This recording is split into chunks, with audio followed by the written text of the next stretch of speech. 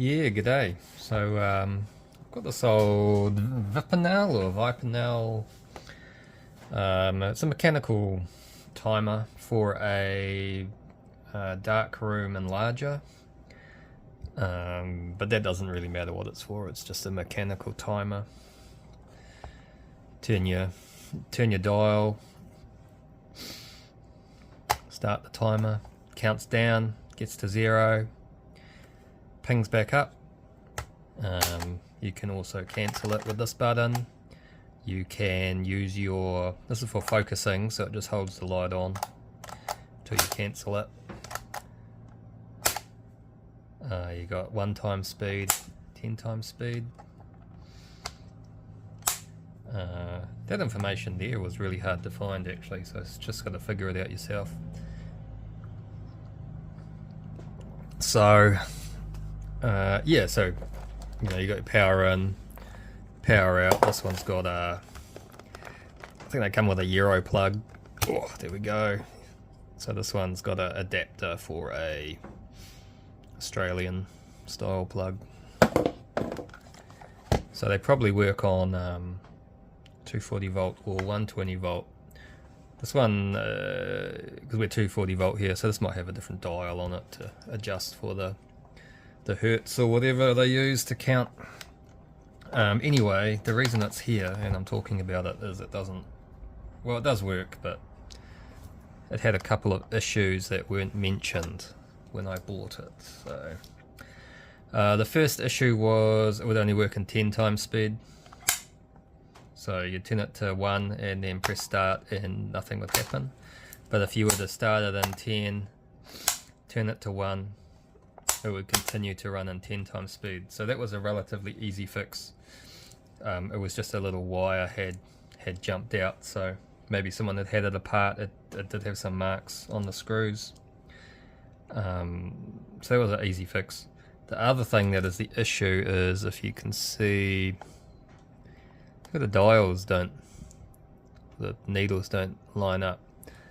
The issue is the hand there is very slightly loose on the shaft. It's actually damaged, worn out. So when it counts down, you set it counts down and then it pings back. It moves a little bit further on the shaft every time. So when I got it, it was, you know, sort of 90 degrees out, and I realigned everything, but it didn't. It was noticeable that it was not going to work. So just take these apart. First, you probably want to note where it is. I've got it set to 1.5 here, so we'll set it back to 1.5 when we set it back up. There's just a little grub screw on the side of the dial there. We'll take this apart, have a look what the problem is. So the dial will come off. And take your sort of main cover off. We've got our little hand there, and we'll have a look. Can you see? Yeah, so it's kind of not unusual to have a little split, because you can tighten and loosen these, or like watch hands. But this has actually got a little bit of a split coming up. Come on. Coming up from that split, and then it sort of runs around, what do you call it, axially, around the, I guess you call it the flange there. So it's just not tightening up. You can't tighten it up. So that's the problem there. We'll take this apart and I'll just show you. It just runs like, if you've ever done any work with a clock or a watch, sort of very similar setup. We'll take the cover off, sure. Yeah, so if you've ever looked at a watch or a clock, or if you've got this problem, it's something that a clockmaker would have no issue at all fixing. So that's the guts anyway. Very standard mechanical timer. There's some points somewhere. The side points that click on and off, and this little wire here on that switch there had just come off. It had just come off from that little arm, and that was stopping it from doing 10 or 1. So I don't think that happened in transit. I think it was like that from someone being in here, and that's possibly why that hand is also damaged.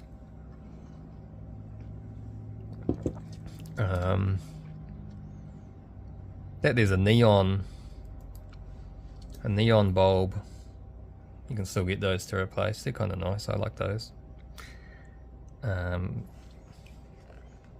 Yeah, I don't know anything much about how a mechanical timer works other than something to do with the what you call it, a balance spring there, I guess. I play with clocks and watches, but I don't know anything about these.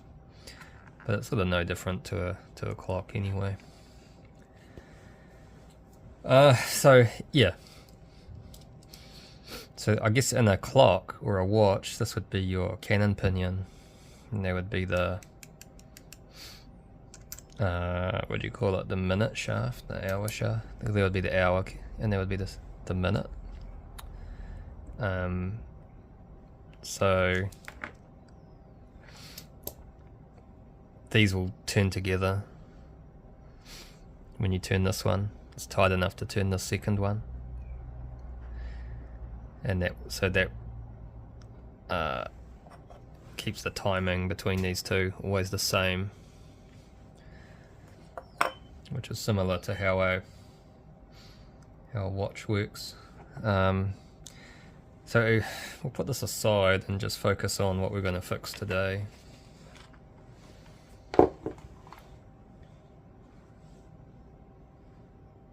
This is aluminium, I guess, and I imagine it's punched and pressed. Not very well. It's not on the center. On a watch hand or a clock hand, if you're repairing this, sometimes they're a separate piece. If you're repairing this, you can get rid of that totally and press another piece in there. I think what I'm going to do, because it's actually, if we look at our clearance here, where are we? Like, there's a ton of clearance around that hand, around that flange of the hand on there. I'll just double check on the dials, about the same. You can sort of see there. You got a good couple of millimeters of clearance, so I'm going to make a little collar just on the lathe, probably out of brass. That's going to be just fit over this, keep it so I can sort of keep it tight. I might just glue it on there. If it was brass or steel, I might solder it. So that's going to be my fix for today. That's not uncommon for like a clock maker or a watch maker to do, so they'd probably have no worries. See what I can do. So we'll try this. This is a bit of old copper fuel line.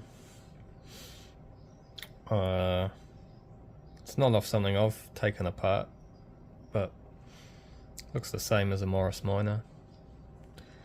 That bit in there goes into your SU fuel pump. Looks like the same anyway. Might be off a tractor. A lot of tractor parts came with that lathe. So that might actually work out better than me spinning something up. Because it's copper, you can stretch it out with over a mandrel. I'm going to use this little punch here. See, it's got a little taper on it. I'm just going to tap that down until we get a, call it a slip fit, friction fit, and then I'll cut it off, cut it square, and then that's going to be just perfect, I think, on this. It'll just fit over those holes. Can always sand the edges down anyway. So we'll see if we set this up in a vise or something so you can have a look. Real perfect time to do this because I've just covered my whole bench in bits of motorbike that I've taken apart, so kind of limited on space. I'd like to get a slightly different jaw on this, so I might have to sacrifice some of this copper, but that's fine.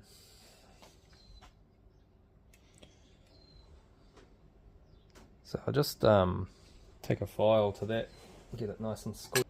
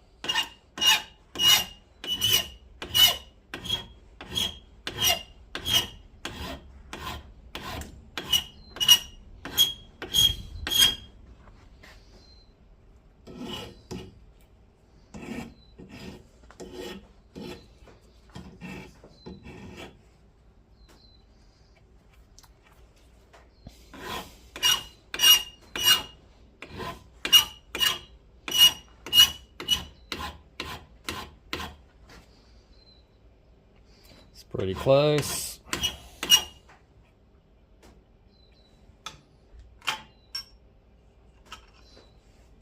They used to teach you to in machine shop, I guess.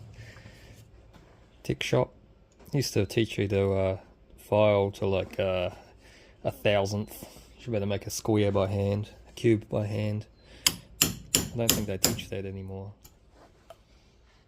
I remember having races with the hacksaws. So we're just going to tap this out. It's just big enough to go over that.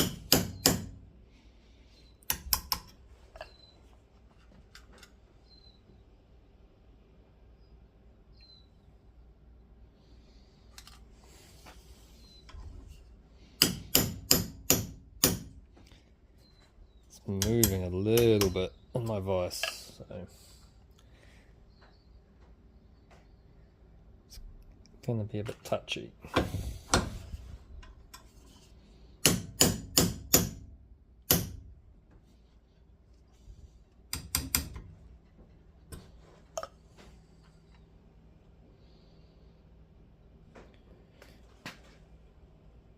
Just about there, yeah. Just about a little, I'll give it a little tap, just a little kiss.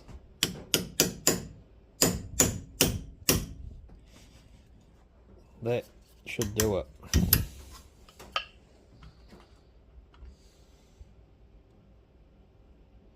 It's a nice tight press, hand press anyway. Now we just want a very sliver. It's a very, you know, it's I don't know, 3mm. We only want about that much. So to get a hacksaw, I guess it's only copper. Could use a pipe cutter, but they don't cut very well right on the end. So I'll dig at a hacksaw and we'll have a go. Alright, let's have a go at cutting that.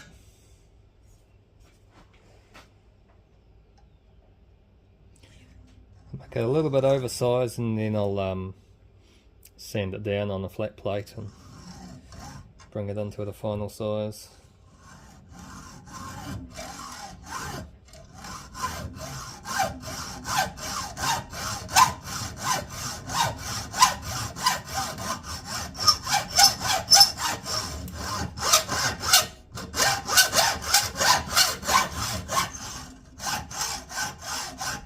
Oh, it's hot, real hot. There we go.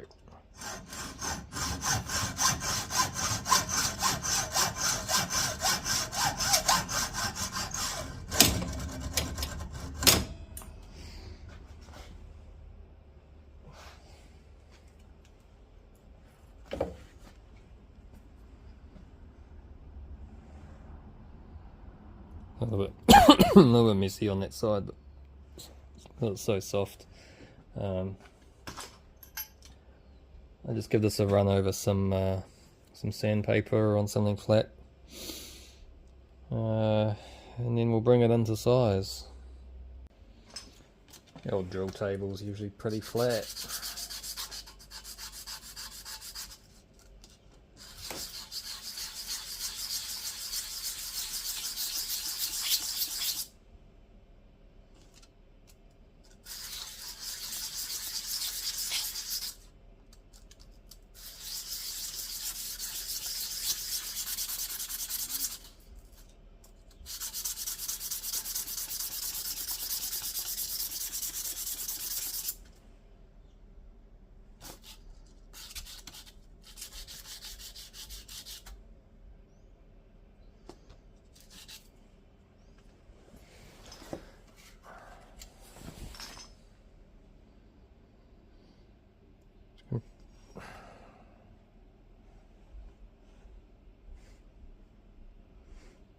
Maybe take about a millimetre off that.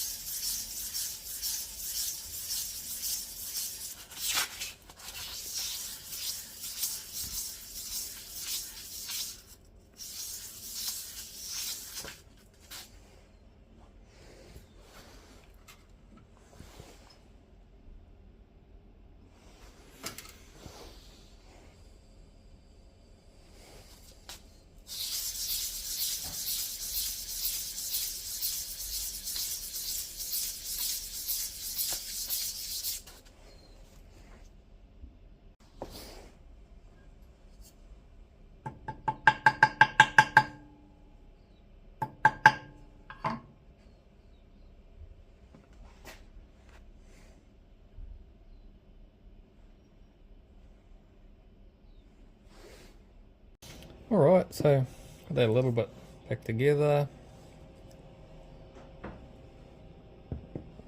Got our hand there with a little bit of a press fit of that copper. Feels like it's going to stay on there.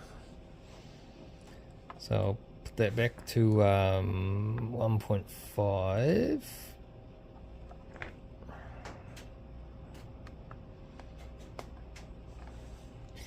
It's a good tight fit this time. There we go.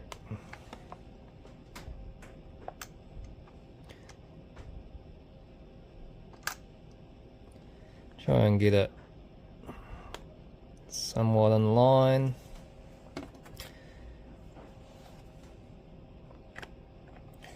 Maybe even give that a quick wipe.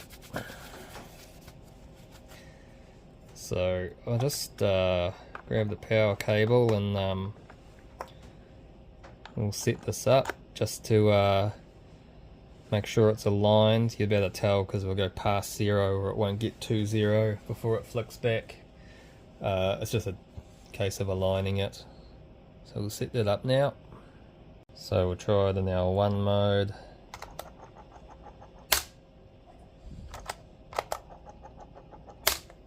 Looks like it's going just a hair past, but it's not jumping back, so that's pretty good. Try them 10 times. Goes a lot slower. I think that's 1/10 of a second. Better see where it goes a bit easier on this one.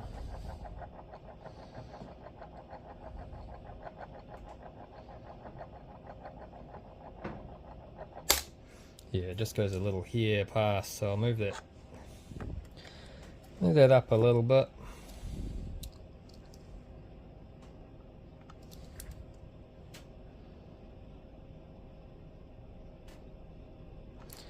About there.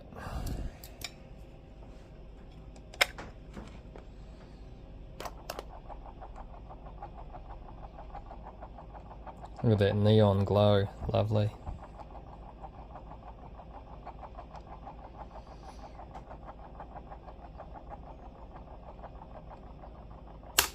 Call that spot on. So then it's just a case of putting the knob back on, aligning the knob up, tightening it all back down together. So that's awesome. Give it a couple more goes, see if it's gonna. Oh, I might be a bit tight on that. A bit tight on the knob. There we go.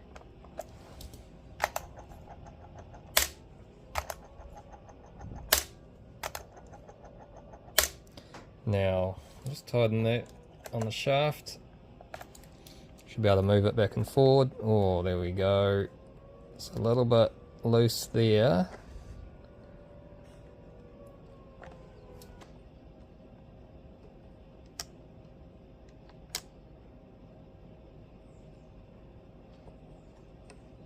Let's have a look. Oh no. Tell you what it is. It's just catching on this perspex. It might not have been centered. Although it's not, the hand is not cut center, so I wonder if I can do that.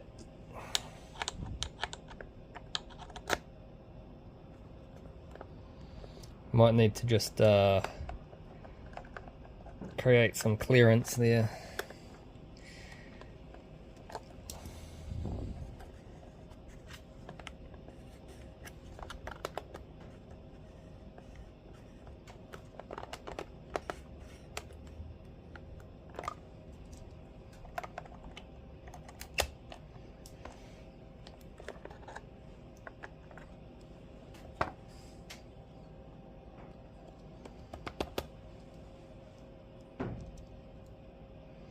So I have some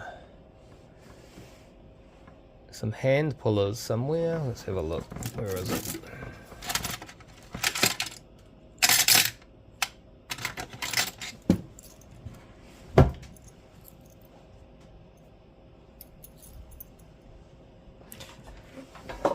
So we'll unplug it.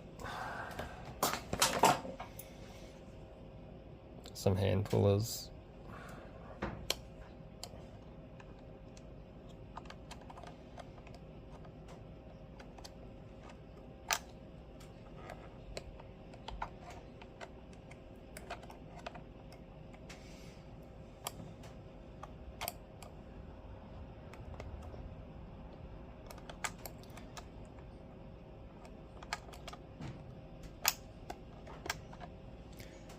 Yeah, so I think the problem there is it's not very central. So rather than sand the outside of that down, I'm just going to sand the inside of this down. Maybe punch that hole just a little here bigger. Just give us a little bit more clearance. Yeah, so what our issue there is just with the alignment of things here. Let's get rid of that.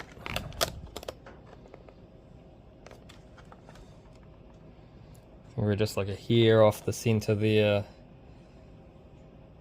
and then sort of like a hair off the center on that, so it's just catching halfway. It gets to like there somewhere, and it just is just rubbing a little bit. So I'll just get a little needle file and I'll go around this a couple times and knock down the high spot, hopefully. Alright, so press that little copper ring on. I ended up sanding down the outside of it a little bit to make some clearance, and then even that backing plastic plate, I just run a slightly oversized drill through it just to give it a little bit more clearance because it was catching on the backswing. So see how we go on this one.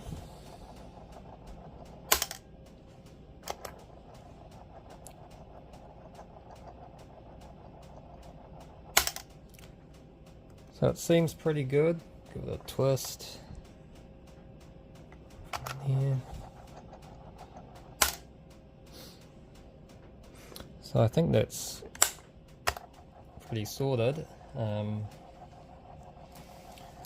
have to go through and test the timing of it. See if these numbers actually mean anything.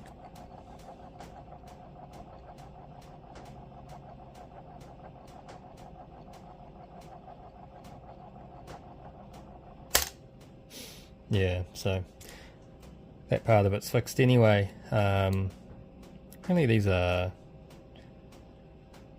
something to do with either f-stops or the different settings on the enlarger, the different heights, something along those lines I've heard. I don't know that they're minutes, but then yeah, maybe that's 20 seconds, 6 minutes. I don't think it's 6 minutes. So yeah, cool. That was that little mechanical fix, and we'll have a look a bit deeper in when I want to use it.